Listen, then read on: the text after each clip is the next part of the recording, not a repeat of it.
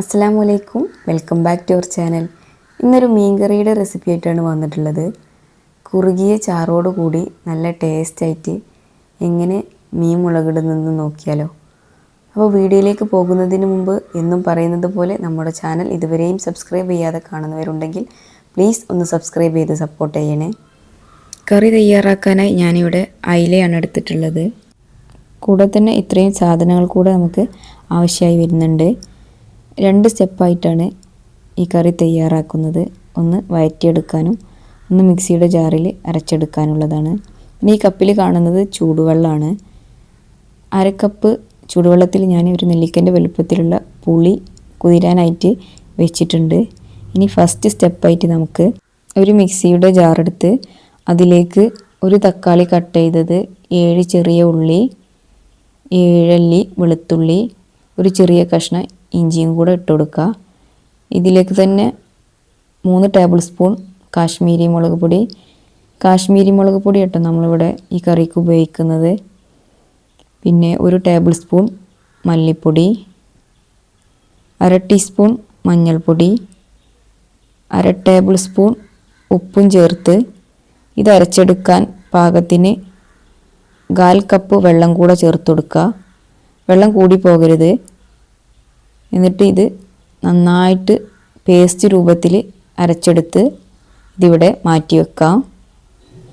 ഇനി രണ്ടാമത്തെ സ്റ്റെപ്പിനായിട്ട് ഒരു ചെറിയ ചട്ടി അടുപ്പിൽ വെച്ച് ചൂടാക്കിയതിന് ശേഷം അതിലേക്ക് 2 ടേബിൾ സ്പൂണോളം വെളിച്ചെണ്ണ ഒഴിച്ചു കൊടുക്കുക. എണ്ണ ചൂടായതിന് ശേഷം ഇതിലേക്ക് 1/2 ടീസ്പൂൺ വലിയ ജീരകം, 1/4 ടീസ്പൂൺ ഉലുവയും കൂടെ ചേർത്ത് ഒന്ന് ചൂടാക്കിയെടുക്കുക. ഇതൊന്ന് പൊട്ടി വരുന്ന സമയത്ത് ഒരു സവാള വളരെ ചെറുതായി അരിഞ്ഞത്, നല്ലോണം ചെറുതായി അരിഞ്ഞത് ചേർത്ത് ഒന്ന് വഴറ്റിയെടുക്കുക. ഇതൊന്ന് വഴന്ന് വന്നതിന് ശേഷം ഇതിലേക്ക് ഇനി ഒരു പച്ചമുളക് ചേർത്ത് കൊടുക്കുക. കൂടെ തന്നെ 6 ചെറിയ ഉള്ളി ചെറുതായി അരിഞ്ഞതും കൂടെ ചേർത്ത് നന്നായി വഴറ്റിയെടുക്കുക. ഇത് അത്യാവശ്യം ഒന്ന് വഴന്ന് വന്നാൽ ഇതിലേക്ക് ഇനി കുറച്ച് കറിവേപ്പില കൂടെ ചേർത്ത് കൊടുത്ത് ഒന്ന് ഇളക്കിയെടുക്കുക.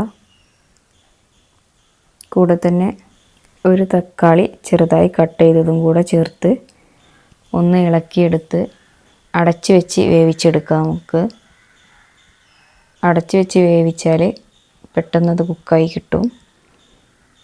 പിന്നെ അടച്ച് വെച്ചിട്ട് കുറച്ച് ടൈം വേവിച്ചെടുക്കുക. ഇടയ്ക്കിടയ്ക്ക് ഒന്ന് ഇളക്കി കൊടുത്ത് വീണ്ടും അടച്ച് വെച്ച് വേവിക്കാം. തക്കാളി ഇപ്പോൾ ഇവിടെ നന്നായി വെന്തുടഞ്ഞ് വന്നിട്ടുണ്ട്. ഇതിലേക്ക് ഇനി ഫസ്റ്റ് സ്റ്റെപ്പായി നമ്മൾ അരച്ച് വെച്ച മസാലകളെല്ലാം കൂടെ ചേർത്ത് കൊടുക്കുക. ഈ ഒരു സമയത്ത് സിമ്മിലിട്ടിട്ട് വേണം വേവിച്ചെടുക്കാൻ. കൂടെ തന്നെ 1/4 കപ്പ് വെള്ളം കൂടെ മിക്സിയിലേക്ക് ഒഴിച്ച് അതും കൂടെ ഇതിലേക്ക് ചേർത്തിട്ട് കുറച്ച് ടൈം നന്നായി ഇളക്കി കൊടുക്കുക. 2-3 മിനിറ്റ് നന്നായി ഇളക്കിയതിന് ശേഷം നമ്മൾ കുതിരാനായി വെച്ച പുളി നല്ലവണ്ണം പിഴിഞ്ഞ് ഇതിലേക്ക് ഒഴിച്ചു കൊടുക്കുക. എന്നിട്ട് വീണ്ടും നന്നായി ഇളക്കി കൊടുക്കുക. ഇനി ഇത് നമുക്ക് കുറച്ച് ടൈം അടച്ച് വെച്ച് കുക്ക് ചെയ്തെടുക്കണം. ഇതിപ്പോൾ ഏകദേശം 5 മിനിറ്റൊക്കെ ആയിട്ടുണ്ടാകും. ഇതിലേക്ക് ഇനി 2 കപ്പ് ചൂടുവെള്ളമാണ് ഞാൻ ചേർത്ത് കൊടുക്കുന്നത്. ഈ സമയത്ത് ഒരിക്കലും പച്ചവെള്ളം ചേർത്ത് കൊടുക്കരുത്. എന്നിട്ട് നന്നായി ഇളക്കിയതിന് ശേഷം അടച്ച് വെച്ച് നന്നായി തിളപ്പിച്ചെടുക്കണം. മീൻകറിയൊക്കെ വെക്കുമ്പോൾ കുറച്ചധികം സമയം എടുത്തിട്ട് തിളപ്പിച്ചിട്ട് വറ്റിച്ചെടുക്കണം. എങ്കിലേ കറി നല്ല ടേസ്റ്റായിട്ട് കിട്ടുള്ളൂ. ഇടയ്ക്കിടയ്ക്ക് ഒന്ന് ഇളക്കി കൊടുക്കാൻ മറക്കരുത്. വീണ്ടും അടച്ച് വെച്ച് ചെറിയ ഫ്ലെയിമിലിട്ടിട്ട് ഈ കറി വറ്റിച്ചെടുക്കണം. ഇതിപ്പോൾ കറി ഏകദേശം നന്നായി വറ്റി വന്നിട്ടുണ്ട്. ഇതിലേക്ക് ഇനി മീൻ കഷ്ണങ്ങൾ ഇട്ട് കൊടുക്കുക. എന്നിട്ട് മെല്ലെ ഒന്ന് ഇളക്കി കൊടുത്തതിന് ശേഷം അടച്ച് വെച്ച് മീൻ വേവുന്നത് വരെ ഒന്ന് തിളപ്പിച്ചെടുക്കുക. മീനിട്ട് തിളച്ച് കഴിഞ്ഞാൽ പിന്നെ കയ്യിൽ ഉപയോഗിച്ച് ഇളക്കരുത് എന്നാണ് പറയൽ. അതുകൊണ്ട് നമ്മൾ ഒന്ന് നന്നായി ചുറ്റിച്ചെടുത്തിട്ടുണ്ട്.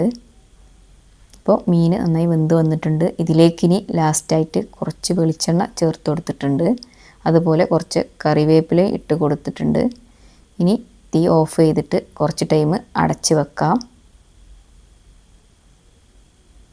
നമ്മുടെ മീൻകറി ഇവിടെ റെഡിയായി വന്നിട്ടുണ്ട്. നല്ല അടിപൊളി ടേസ്റ്റുള്ള കുറുകിയ ചാറോട് കൂടിയ മീൻകറിയാണ്. നിങ്ങൾ ഒരു പ്രാവശ്യമെങ്കിലും ഇതൊന്ന് ഉണ്ടാക്കി നോക്കി എന്നിട്ട് കമൻറ്റ് ചെയ്യൂ. അപ്പോൾ ഈ ഒരു വീഡിയോ ഇഷ്ടപ്പെടുകയാണെങ്കിൽ നിങ്ങൾ എന്തായാലും സബ്സ്ക്രൈബ് ചെയ്ത് സപ്പോർട്ട് ചെയ്യണം. ലൈക്ക് ചെയ്യാനും ഷെയർ ചെയ്യാനും മറക്കരുത്. പുതിയൊരു വീഡിയോയുമായി വരുന്നത് വരെ അസ്സലാമു അലൈക്കും.